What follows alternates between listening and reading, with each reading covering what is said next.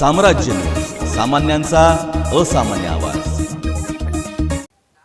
महापालिका आयुक्त शीतल तेली उगले यांच्या आदेशानुसार उपायुक्त विद्या पोळ यांच्या मार्गदर्शनाखाली सहाय्यक आयुक्त पुष्पगंधा भगत यांच्या नियंत्रणाखाली करसंकलन विभाग प्रमुख युवराज गाडेकर यांच्यासह विशेष पथकाने कारवाईची विशेष मोहीम राबवली आहे।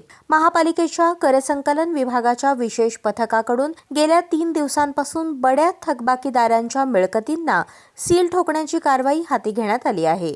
दरम्यान या 3 दिवसात विशेष पथकाने 1,63,89,187 रुपये मिळकत कर वसुली केली, तर महापालिकेच्या दैनंदिन मिळकत कर वसुलीपोटी 1,53,36,239 रुपये एकूण कर भरणा झाला आहे।